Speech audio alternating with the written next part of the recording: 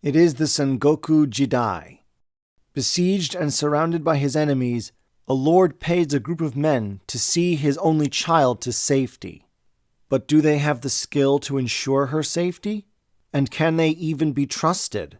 For this is an age of honor and treachery, of blood and valor, of gold and steel. Now available at Amazon, Smashwords, and at studiobrainstorm.net. Links in the description.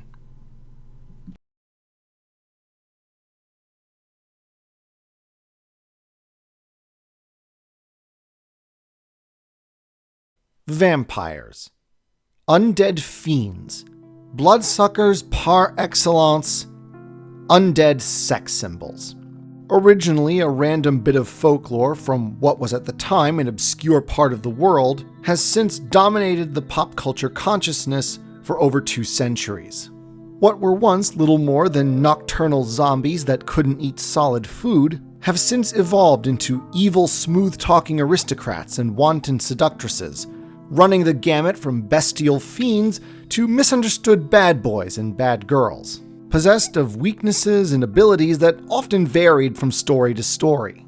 As a result, despite 2 centuries and more of time passing by, there has been almost no consistency in exactly what vampires can do or how mere mortals can fight against them. Thus, in 1991, when White Wolf first released Vampire the Masquerade and asked themselves the difficult question of just what kind of vampire they would have, in a stroke of brilliance, they decided that the answer to that question would be all of the above. This genius idea not only worked in the lore sense, allowing for every possible permutation of vampire to run amok in the same universe, but also worked brilliantly in a gameplay sense, allowing the major 13 clans and the various minor bloodlines to function as a diverse palette of character classes and playstyles. Many of the latter, sadly, have been retconned out of existence by the most recent edition. But this is not a video on the history of White Wolf publishing. This is a video about the fictional history of Vampire the Masquerade, an origin story of quite literally biblical proportions. According to the only reasonably reliable in-universe source of information, known as the Book of Nod, the story of vampires begins with Cain. With an E on the end, so people know we're not messing around.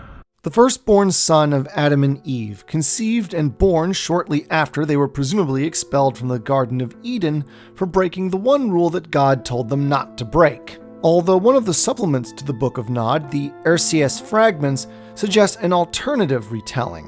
One of the fragments suggests that knowledge, likely referring to the tree of knowledge, was Adam's birthright, and that Eve gave him the apple not because she was tricked by the serpent, but because Adam had ordered her to, and that as his wife she was obliged to obey him. An interesting idea, but not really relevant here.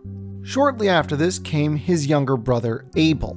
Meanwhile, as per God's punishment upon Adam in Genesis 3:17 through 19, the first human family was obligated to struggle and toil each day just to find enough food to eat, mostly in the daily search for edible plants and the hunting of game.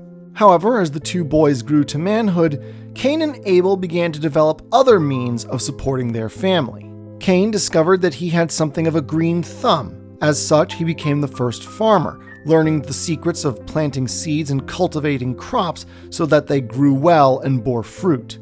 Abel's talents lay more with the animals, thus he became the first shepherd, and soon raised flocks of animals to provide milk, meat, and hides for his family. Then, one day, Adam told his 2 sons that it was time for them to make their first sacrifice to God, and that in doing so, they should offer up the best of what they had.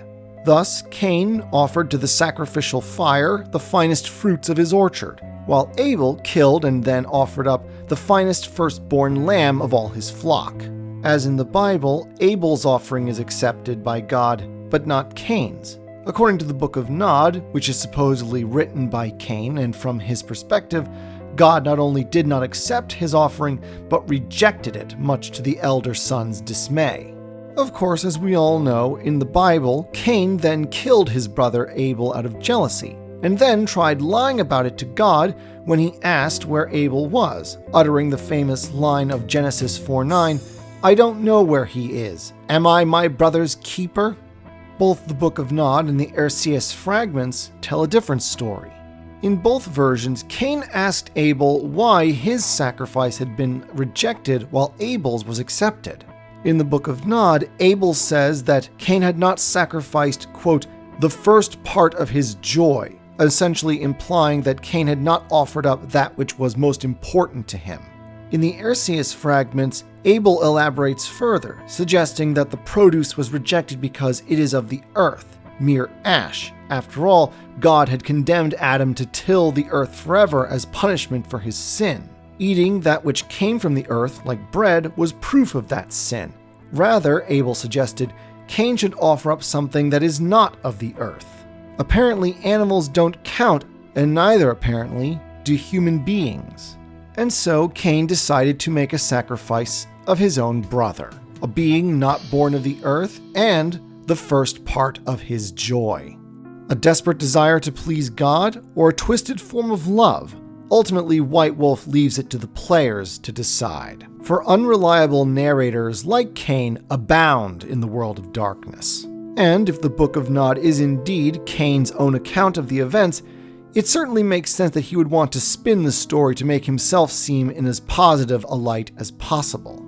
According to the Book of Nod, when Cain burnt the body of his brother, the smoke from the fire smelled sweet, a sign of God's approval. But Adam, outraged by the murder of one son by the other, cursed Cain and expelled him to wander the world forever. The Erseus fragments, however, insist that when the sacrifice was offered, it was God who responded in wrath, declared Cain accursed, and banished him to wander the world, placing upon him a mark so that others would know not to harm him lest they suffer divine wrath. For a long, indeterminate time after this exile, Cain wandered alone and miserable in the wilderness.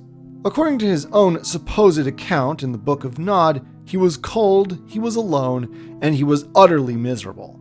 But at last, he found that there was one other person out there in the lands beyond the home of his family. A dark, beautiful woman who called herself Lilith. She claimed to be the first wife of his father Adam, expelled from the Garden of Eden by God because she had refused to submit to Adam's authority. You see, when God had made Lilith, he had made her from the same dust as Adam, and thus Lilith had thought herself Adam's equal. It didn't help that, according to the Erseus fragments, she also very much believed in a might makes right, the strong devour the weak mentality. Woe to my mate if he should fear to share that power, for then I should devour him too as the beasts devour their lesser kin. So has God decreed it, shall it be in nature, and so shall it be with us, the strong devouring the weak as it was meant to be. Hence her refusal to obey him, and also why, when God made Eve, he made her deliberately out of Adam's rib. Hence Genesis 2:23, bone from my bone and flesh from my flesh, woman is her name because she was taken from man. Lilith willingly took Cain into her home, offering him comfort and shelter. Eventually, again there is no specific time, they became lovers. But there was one other thing Lilith had that intrigued Cain, and something that he wanted very much: power. When Cain asked her how she was able to survive out here, make clothing, shelter, and food in these lands away from the light of God, Lilith told him that it was because she was awakened. Unlike you, I am awake, she says in the Book of Nod. I see the threads that spin all around you. I make that which I need out of power. Cain, unwilling to live forever as Lilith's dependent, her thrall as he puts it, asked to be taught her power, to be awakened. Here the narrative diverges once again. In the Book of Nod, Lilith is reluctant, but ultimately willingly offers Cain some of her blood to drink as part of the ritual. However, in the Erseus fragments, Lilith did not relent in her refusal to teach Cain her powers, and so Cain took them by force. The wording implies that he killed her in the process. Or at the very least, it is implied that he drank so much of her blood in the pursuit of her power that she was no longer able to oppose him.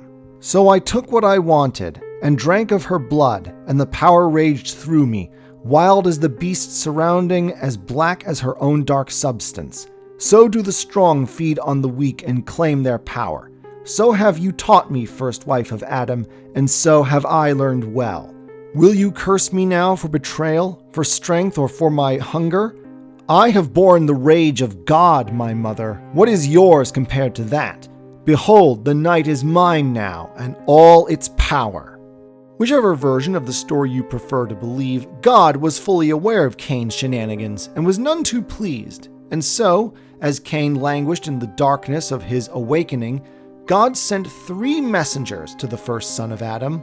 The first was the archangel Michael, right hand of God, leader of the heavenly armies, and wielder of the burning sword that had barred Adam and Eve from the Garden of Eden following their expulsion. Michael informed Cain that God, in his mercy, was willing to forgive the wayward human if he would but repent of his sin and ask for forgiveness. Driven by pride, Cain refused to do so, and so God cursed him through Michael, and the archangel informed Cain that ever after, he and all his kind would fear fire, the first of the great vampiric weaknesses. Next came the second of God's messengers. According to the Book of Nod, this was the archangel Raphael, though the Erciyes fragments insist that it was Uriel. Either way, the second angel told Cain that Abel himself forgave his brother and wished for his redemption. Cain but had to repent, and it would be so.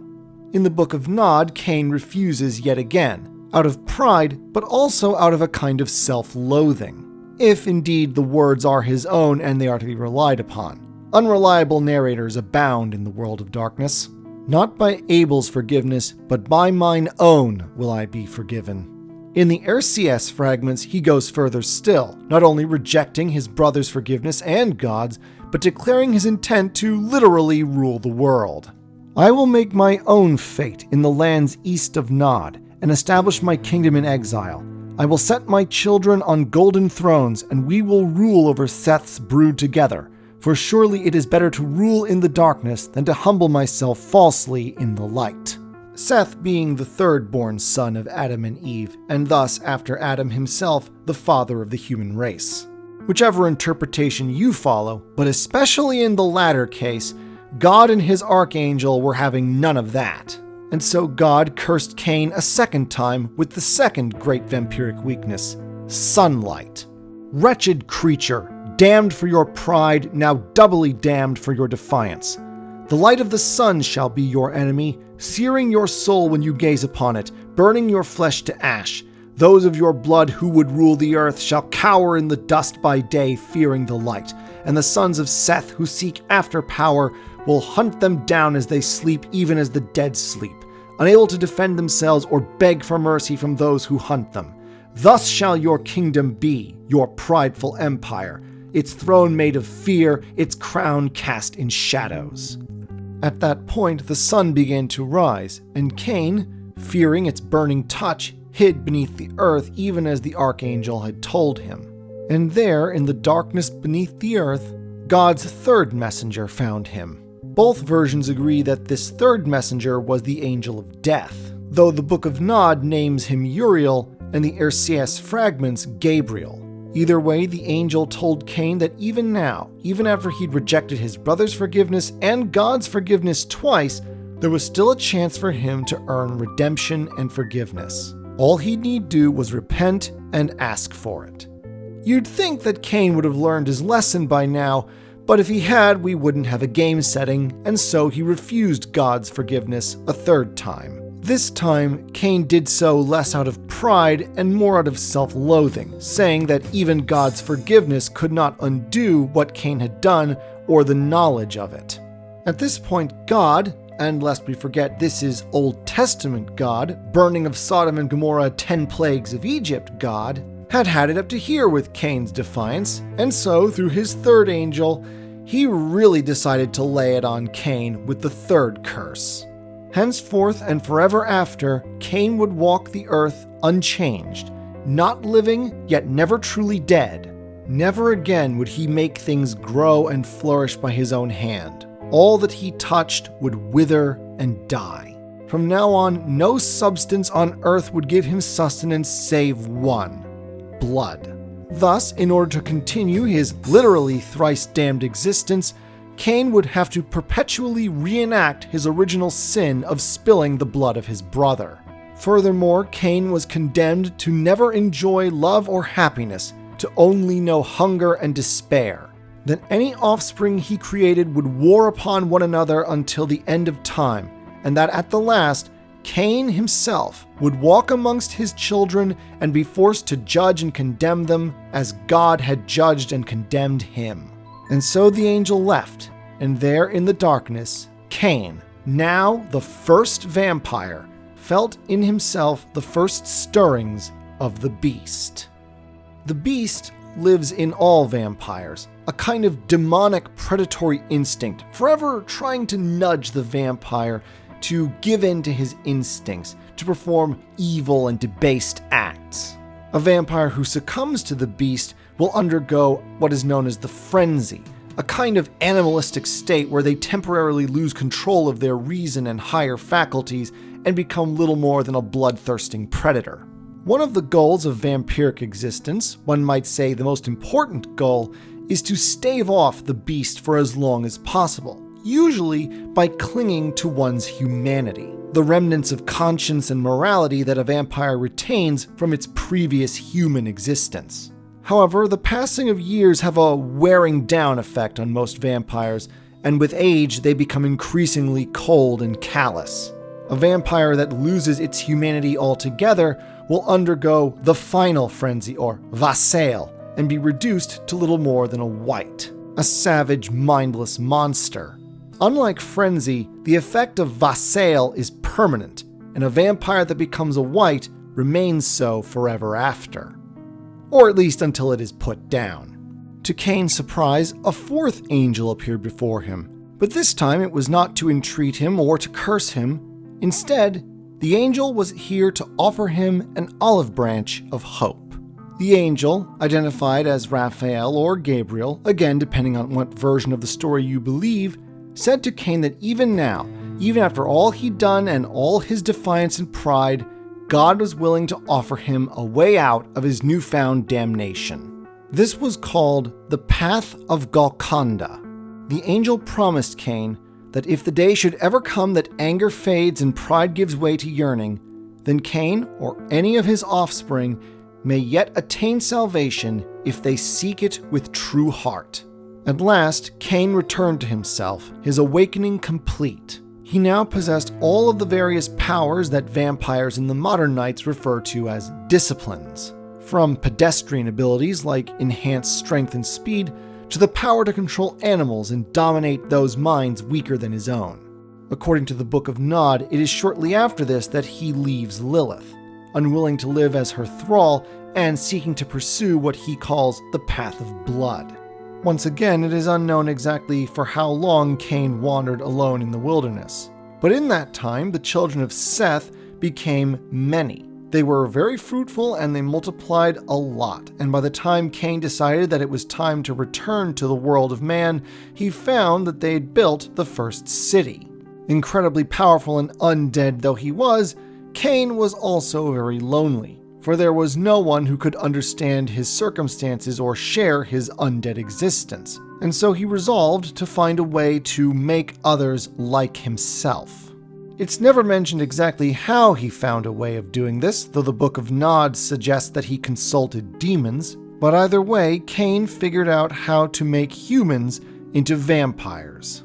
At this point, the angel of death reappeared before Cain and politely asked him not to go through with this. He reminded Cain of the third curse, that nothing he did would ever turn out well, and that any offspring he made would only fight and destroy one another eventually. But at this point, Cain was still defiant enough to spit in God's eye, and so he decided to ignore the warning. The thing about vampires is that, to some extent, they are aware that theirs is a damned existence, that for all their power, they are little more than blood-sucking parasites who must skulk in darkness. Still, they don't like confronting this fact, and so they often gloss it over by using romantic-sounding or grandiose terminology. Thus, the act of feeding upon a human is referred to as the kiss.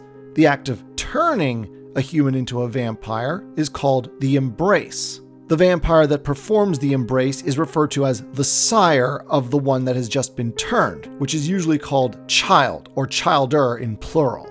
Humans they refer to as Caine, which is an Old English word for cattle or livestock in general. To perform the embrace, a vampire must drain all of the blood from the human's body, killing them. Then he must transfer some of his own blood, or vitae as it's usually called, to the freshly dead corpse. This has to be done within the first few minutes of death in order to get a vampire out of it. Some say that the first humans Cain embraced were a pair of lovers. He both admired and envied their love and embraced them so that he might share their existence in some way. However, when they discovered that they could not have children, being undead, the two lovers willingly walked out of the first city and waited for the sun to come up. Their final deaths are said to have put Cain off the idea of creating more of his own kind for a while. Others insist that Cain's first child was Enoch, the original king of the first city. Impressed by Cain's great power and knowledge, Enoch willingly gave up his throne to the first vampire. Thus, Cain was able to fulfill his ambition of ruling over the children of Seth just as he had boasted.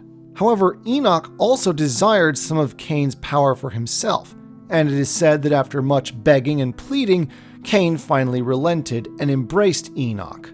Then, when Enoch grew lonely and asked for siblings in their family of the undead, Cain relented once more. None of the sources agree on exactly how many childer Cain created by his own hand. Different sources mention different numbers of childer and different names, but all agree that there were at least 3.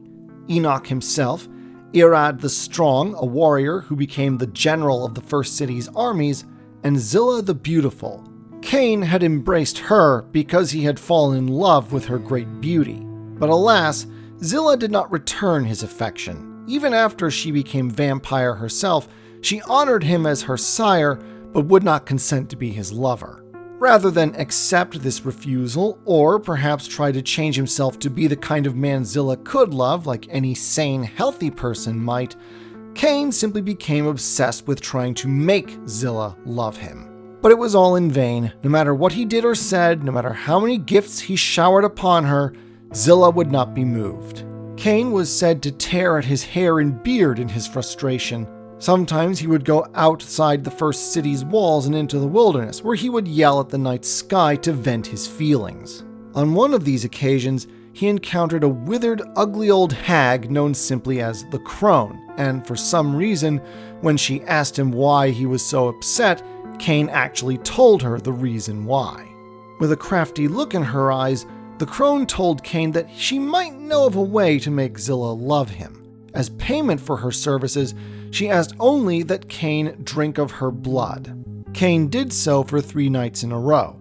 On the 3rd night, the crone told him that before he drank, to mix her blood with herbs and berries, in the belief that this would make him irresistible to Zillah. Too late, Cain realized his mistake. The crone had tricked him into the first instance of the blood bond. The blood bond is the act by which a vampire is able to enslave another, human or vampire, to their will. The blood binding begins when the individual in question, the thrall, drinks of the vitae of the vampire giving it, the regnant. The first drink causes the thrall to have strong feelings toward the regnant. They can be positive or negative, and they do retain some free will, but they do have a strong association with the regnant. After the second drink of vitae, the thrall begins to see the regnant as one of, if not the most important person in their existence, and they will find it very hard to do anything that might harm or displease them. After the 3rd drink, the blood bond is complete. The thrall is now completely mentally enslaved to the will of his regnant. The thrall will love the regnant more than anything else in life and will do anything the regnant asks of them. It is possible to resist a blood bond, but only with a great effort of will. Cackling with victory, the crone informed Cain that he could blood bond Zillah into loving him, but now he was her slave, and she proved this by commanding Cain to love only her, and then commanding him to embrace her so that she would know immortality. This Cain did, along with anything else the crone asked of him in the nights that followed. Her commands usually involved Cain bringing her humans from the first city to be sacrificed in her dark rituals. Some have pointed out that the crone was only a human when she first used the blood bond on Cain.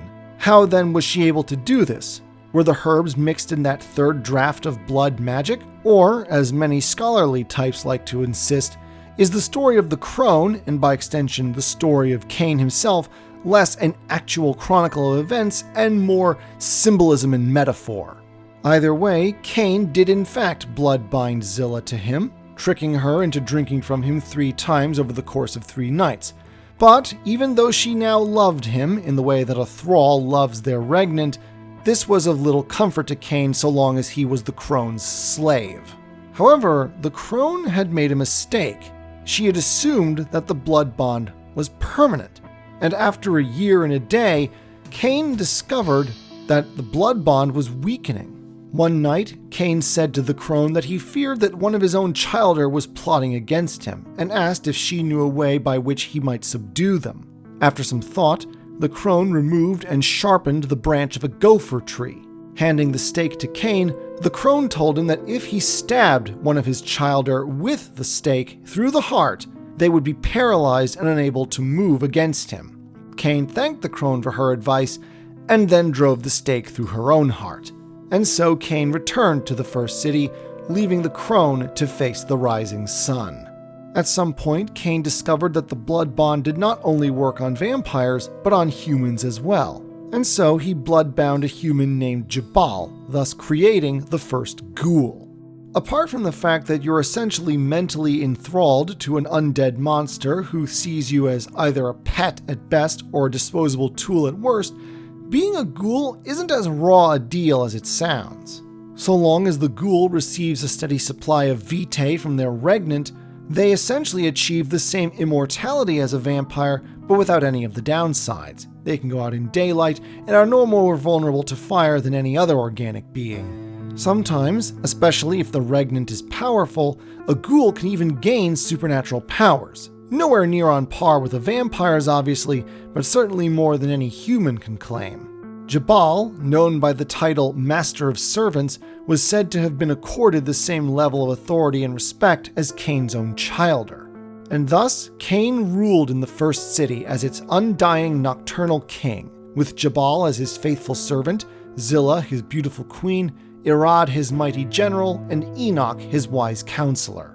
Cain may have lost his green thumb thanks to God's curse, but he still had the know-how of agriculture, and he passed this knowledge to his subjects. Thus, the harvests of the first city were always good, and even after the humans spread out and made more towns and cities of their own, the first city remained the most prosperous. For the most part, Cain ruled with a light touch. His only prohibition was that people weren't allowed to worship the Abrahamic God.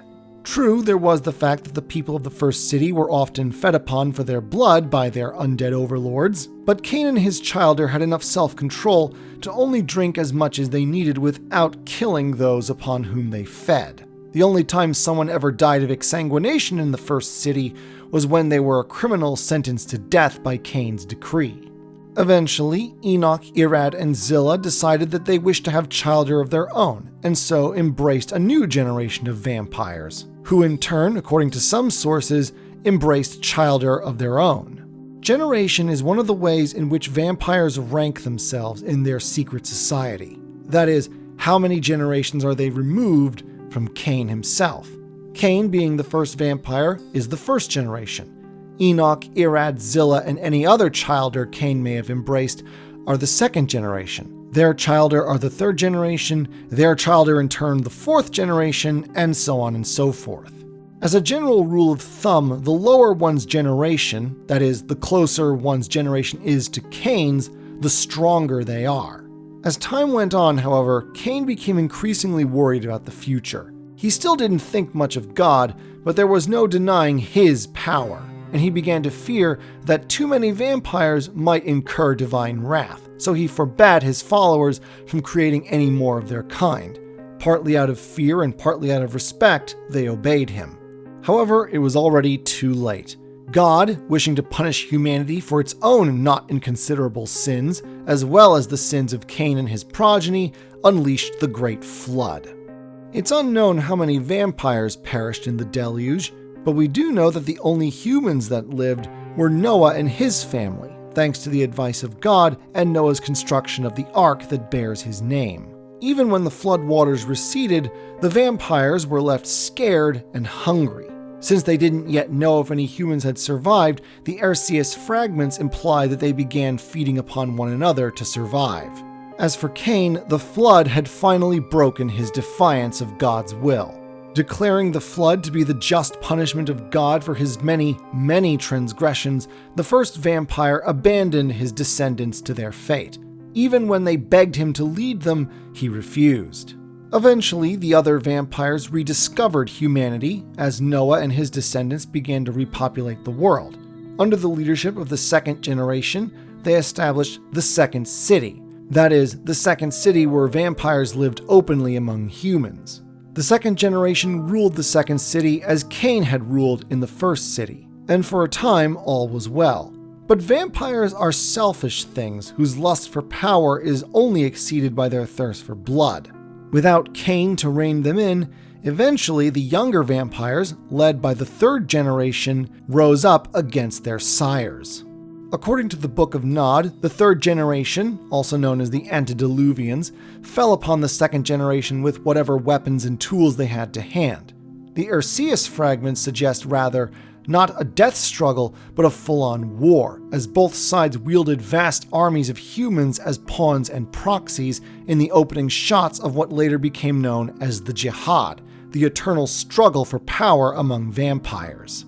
Just as the Angel of Death had warned Cain, his progeny waged bloody slaughter upon one another, and at last, the Antediluvians not only defeated the second generation, but consumed them. Diablerie is the act by which a vampire kills another by consuming all of their vitae, acquiring not only their blood, but also the remnant of their soul and their power. If the vampire committing the Diablerie is of a lower generation than his victim, say if a 6th generation vampire diablerizes a 10th generation vampire, this doesn't really mean much. But if a 10th generation vampire were to diablerize a 6th generation vampire, the 10th generation vampire would lower his own generation and be counted as a 6th generation vampire, with all the power that entails. Given that vampiric society is a gerontocracy, a society ruled by elders with a vested interest in holding on to their power, Diablerie is usually stigmatized as the most heinous of crimes, equivalent to vampiric cannibalism. It is only ever permitted as a form of punishment for those who have committed serious crimes. The victorious Antediluvians did not get to celebrate their triumph for very long. Cain was fully aware of what his descendants were doing, and when he found out about the death and diablerie of the second generation, he was furious. And so, again as the Angel of Death had predicted, Cain came among his grandchildren, judged their actions, and found them wanting. And just as God had cursed him, now he cursed them, each according to their nature. Sources differ on exactly how many antediluvians there were initially, but all agree that by the time the second generation was diablerized and Cain decided to punish them, there were 13. And because each was given a distinctive curse by Cain, they became the founders of the 13 clans that exist in the modern Knights. Because again, as God had done with Cain himself, Cain was not content merely to punish the malefactors themselves. He declared that the curse would be passed from sire to child, ensuring that every vampire in the modern Knights, to some degree or other, bears the curse incurred by their antediluvian. Clan Ventru, cursed only to take sustenance from the blood of very specific types of human. Clan Bruja, cursed to be far more susceptible to the impulses of the beast and thus far more likely to frenzy than any other vampire. Clan Toreador, cursed with aesthetic obsession. In the old versions, this meant that a Toreador could become obsessed to the point of paralysis with a certain piece of art or anything they think is beautiful. As for the 5th edition, they word this kind of weirdly, but as best as I can interpret, a Toreador's ability to use disciplines is lessened when they are not in the presence of things they find aesthetically pleasing. Clan Nosferatu, cursed with inhuman ugliness. Clan Malkavian, cursed with madness. Clan Gangrel, cursed to take on the aspect of animals when they frenzy. older editions made these alterations permanent, 5th edition has it that they are temporary and will eventually fade over a period of time.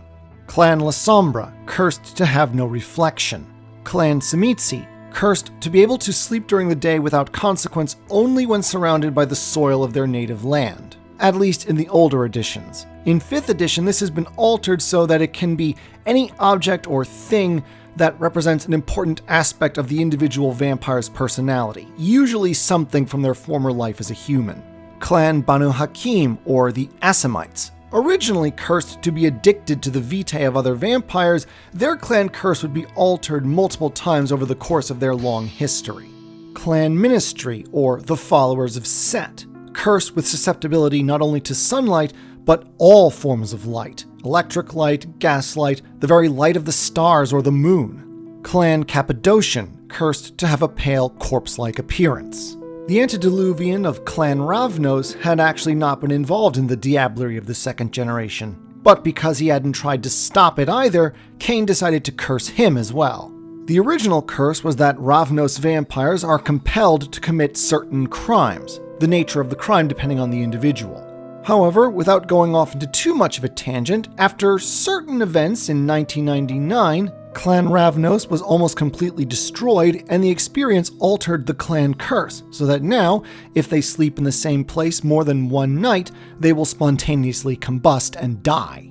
The one exemption was the antediluvian of Clan Salubri, for he had actually tried to stop the killing. For this, Cain merely marked him with a third eye so that all his kin would know who he was and his descendants, and entrusted him with the knowledge of the path of Golconda, so that they could teach it to any other vampire who wished to learn it.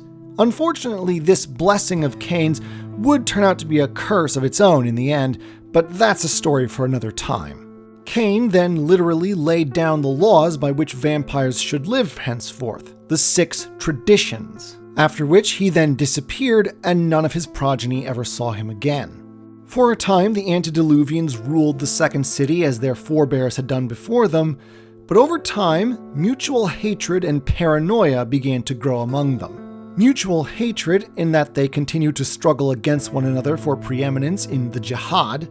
Paranoia in that it slowly began to dawn on them that if they had risen up and destroyed their own sires, mightn't the 4th and by now 5th generations do the same to them? And so eventually the 2nd city fell apart, and the vampires all spread out across the world in an event known as the diaspora, each seeking to carve out territory and hunting grounds for themselves, all while continuously fighting one another as part of the jihad.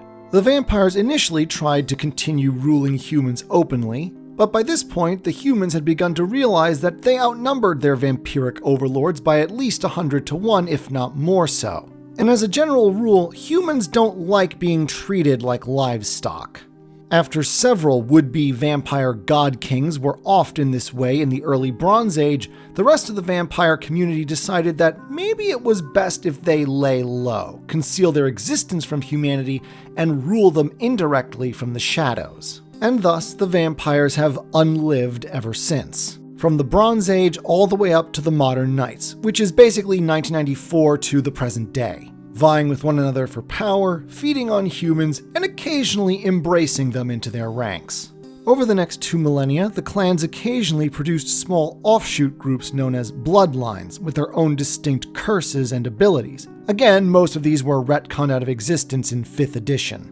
In 1444, Cappadocius, the Cappadocian antediluvian, was diablerized by one of his own childer, Augustus Giovanni, who took over the clan and renamed it the Giovanni. More controversially, back in 1133, Saulot, the Salubri antediluvian, was diablerized by Tremere, and Clan Salubri was destroyed by the followers of Tremere. What made this controversial was that Tremere and his followers were not originally vampires. They'd been human mages who'd accidentally turned themselves into vampires via an unusual magic spell.